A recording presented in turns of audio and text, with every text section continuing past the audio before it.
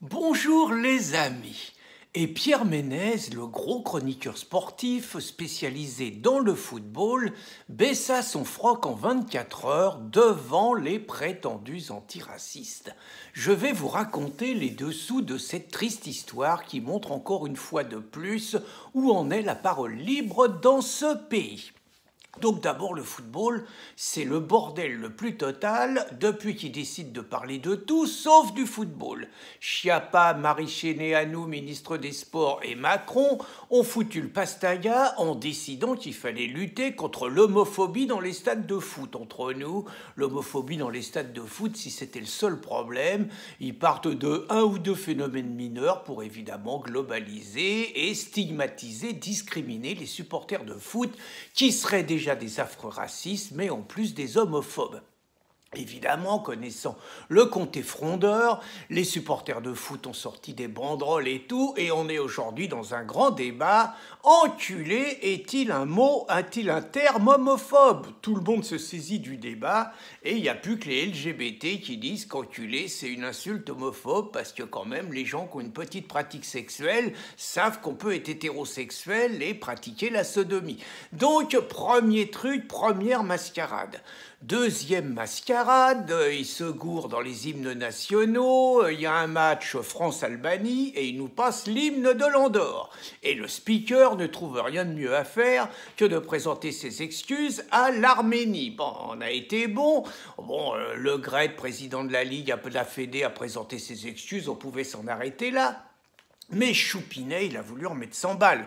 Choupinet, il a présenté ses excuses au nom de toute la France. C'est marrant, ce mec-là, il dirige un pays, on a l'impression qu'il aime bien quand on peut enfoncer ce pays. Allez, on se fout à genoux, on se prosterne, on demande pardon. On a l'impression que ça le fait jouir. Parce que j'ai remarqué quand même, dernièrement, on était en Turquie, l'hymne La Marseillaise a été sifflé, Macron, il n'a pas demandé d'excuses d'Erdogan qui les a pas faites. Puis bon, c'était pas Macron, mais j'ai remarqué quand c'était France-Algérie en 2001, que tous les supporters algériens avaient sifflé la Marseillaise et tous les Français, et que les Tunisiens et les Marocains, ils avaient fait pareil après, personne n'avait demandé pardon. Mais quand c'est la France, simplement sur une erreur d'hymne, on demande pardon. Bon, et puis, troisième mascarade, le bourricot Thuram, trop bête pour être chroniqueur sportif, trop bête pour être entraîneur, qui a trouvé que l'antiracisme comme fond de commerce, sort une phrase sur les blancs globalisants qui se croient supérieurs aux noirs, qui enverrait n'importe qui devant la 17e chambre si on inversait blanc et noir, ou si on inversait blanc et musulman, ou si on inversait blanc et arabe. Bon, lui, évidemment, personne n'y touche, c'est un saint, là, SOS Racisme prend sa défense, on nous fait le coup des dominants et des dominés, et sur les plateaux de télévision, on ne parle que de ce mec. Et c'est évidemment, on parle des cris de singe, il n'y a pas eu un cri de singe sur un stade de France depuis le début du championnat. Il y en a eu un en Italie, et tout de suite, évidemment, c'est le racisme sur les stades de foot, c'est abominable. Alors c'est là qu'on arrive à Ménez, donc je vais d'abord vous raconter qui est Pierre Ménez. C'est un chroniqueur sportif, un mec obèse, qui a eu une grave maladie dernièrement, il s'en est sorti. Bon, Pierrot, comme tout le monde l'appelle, c'est un peu le gros beauf, il multiplie les polémiques, pas toutes subtiles, mais c'est un peu la grande gueule, le politiquement incorrect. Alors il a déjà eu, bon, il attaque toujours les arbitres, alors ça c'est facile, devant sa télé, le whisky, le cigare, ce con d'arbitre, il s'est gouré, il y avait hors-jeu. Tu parles, toi t'es devant ta télé, t'as le temps de voir 10 fois le ralenti, l'arbitre il a un dixième de seconde, mais c'est tellement facile. Donc ça c'est une d'assez cibles. Puis sinon, il se frite souvent avec des entraîneurs, avec d'anciens internationaux. C'est une grande gueule, on va le dire comme ça. Et donc il est sur un plateau de télé, il entend encore les conneries sur le racisme sur les stades de foot, et manifestement ça lui plaît pas, et on sent qu'il a envie de dire quelque chose, et ça l'énerve. Il dit: moi j'en ai marre de ces discours, il y a un truc qu'on dit pas, c'est que le principal racisme sur les stades de football, c'est le racisme anti-blanc.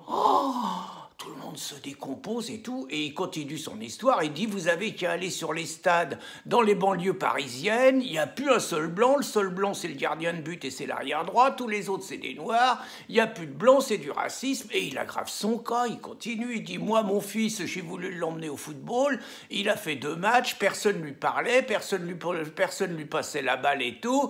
Bah, je suis désolé, je considère qu'il était victime de racisme. Oh là là là là, le présentateur qui était noir, haineux, il essaye de le ridiculiser. Une autre blondasse dont j'ignore le nom qui est au bord du malaise et qui dit « Oh mais vous pouvez pas dire ça Pierre, vous pouvez pas dire ça, vous vous rendez pas compte les cris de singe et tout. » Bon d'accord, va te coucher. Donc, et le gros Ménez, il se prend pendant 24 heures un tir de barrage autrement que ce qu'il a pris de ce qu'a pris Thuram.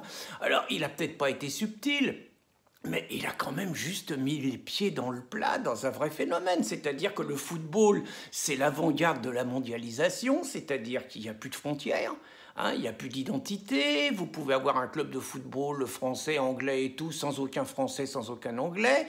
C'est la loi d'une espèce de marchandisation, c'est-à-dire que l'africanisation, tout simplement l'africanisation des équipes, c'est parce qu'on pille les pays d'Afrique et qu'on amène les joueurs qui coûtent les moins chers, la plupart du temps choisis sur des critères plus physiques que techniques par ailleurs.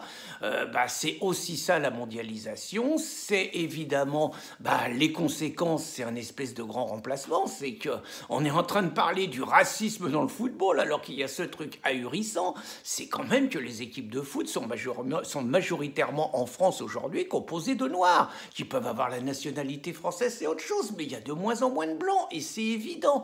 Et c'est peut-être un petit peu ça ce qu'il a voulu dire Pierre Ménès. Il aurait peut-être pu aussi s'appuyer sur un livre de son collègue Daniel Oriolo qui s'appelait Racaille Football Club, et Daniel Oriolo expliquait que dans le football français, l'islam était devenu la première religion des vestiaires, et il aurait pu dire que si on parle de racaille, très fréquemment, dans les petits clubs, les Français d'origine sont très souvent victimes, exactement comme dans la vie de tous les jours, de violences et d'agressions, la plupart du temps de la part d'équipes des quartiers. Enfin, c'est quelque chose que tout le monde sait, que personne ne peut pas taire. Alors bon, Pierrot, il n'a pas osé aller jusque là-dedans, il s'est rendu compte qu'il a peut-être été loin. Bon, évidemment, les réseaux sociaux se sont enflammés, c'est le moins qu'on puisse dire. Tout le monde parlait de son licenciement. Rokhaya Diallo s'est foutu de sa gueule et tout.